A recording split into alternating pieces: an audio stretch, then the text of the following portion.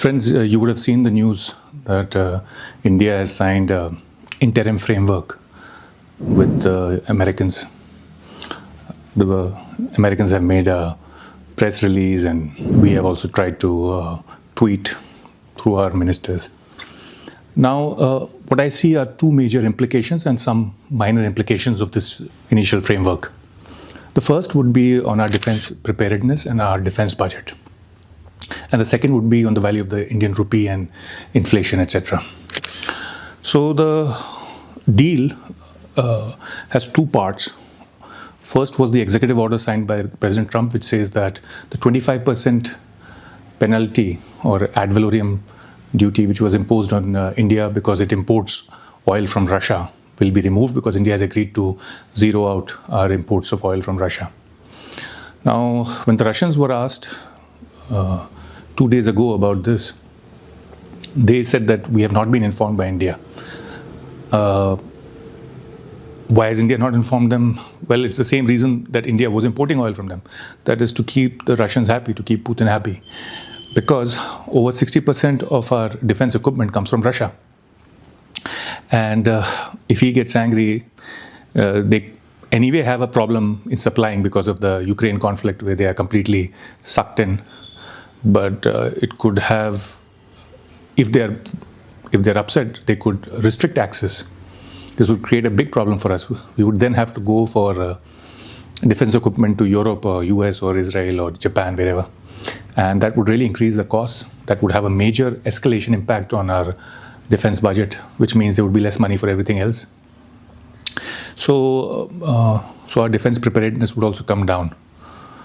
Now, we have tried to mollify Russia for other reasons also, because the oil was being imported because of, some oligarchs in India were benefiting. I mean, we didn't receive a lower oil price at the pump. India will have to manage that fallout. Then associated with that is the fact that we had to give up Chabahar port in Iran, where we had invested $120 million over the last 8 years. That has to be abandoned. We have in fact told Iran that that project is now abandoned. So that takes away access to Central Asia, whatever. And also it, of course, reduces our relationship with Iran to a poor state. Be that as it may, I hope we are able to overcome those costs. The second implication is on the rupee. Why? Because we have promised in the framework that we would purchase $500 billion of American goods over the next 5 years. That's about $100 billion every year. Currently, we spend about import worth $42 billion roughly of US goods. That means we are promising almost 2.5 times, which means that whenever you import from a country, you have to pay in its currency. That means we would have to pay in the US dollar. We would have to purchase US dollars to pay and sell Indian rupees. That means the value of the rupee would fall. It's already at 90, 91, 92.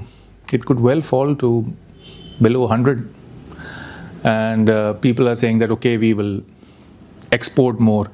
But it's very difficult for us to export more, because even when duties were just 2.5%, 2.3% on our goods, we were not able to export more than about $80 to $84 billion worth of goods.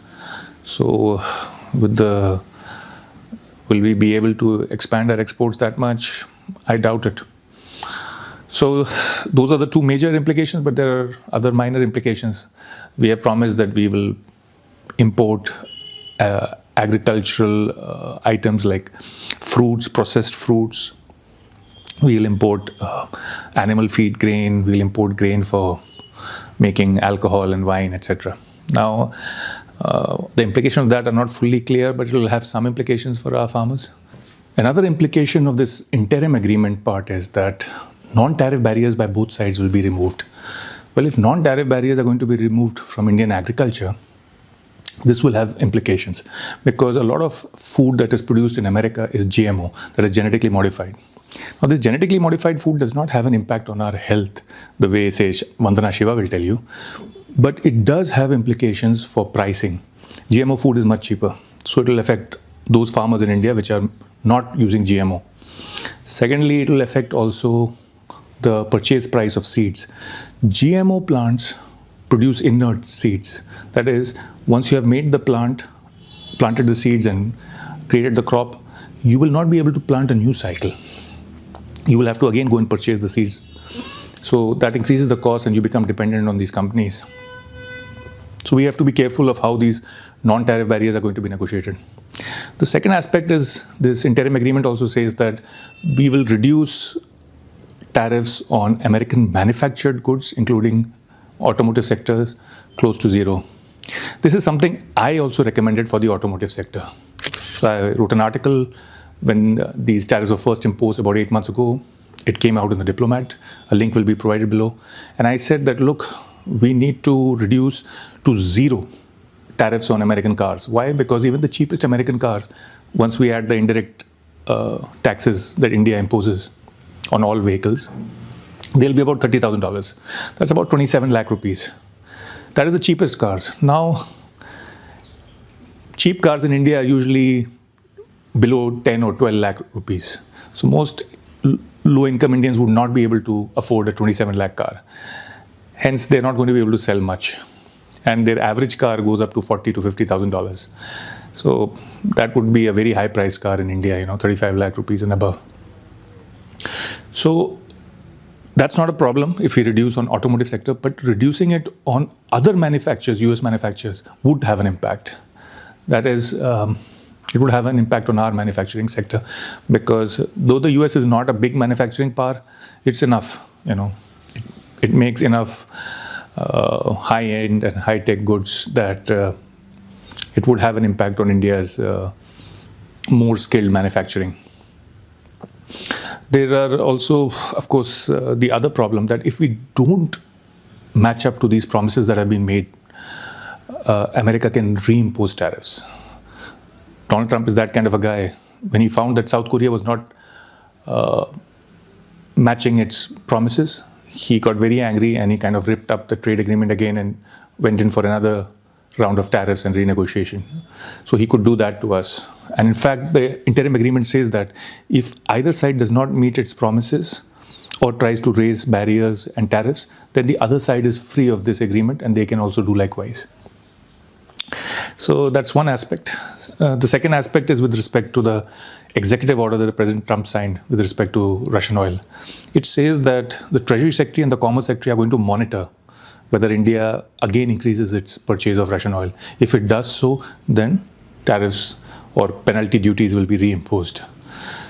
So I hope we have not made promises that we can't keep, or at least we should come close to try and keeping them, because if we don't, then the whole thing can go south and we can again come into another crisis. Basically, what I'm saying is that the relationship with America now is on tenterhooks. Though it's a deep relationship in many aspects, it can get upset again. And keep watching. Please do like and subscribe the video and share with your friends if you like my stuff. We would always like more views. So keep watching and see you next time.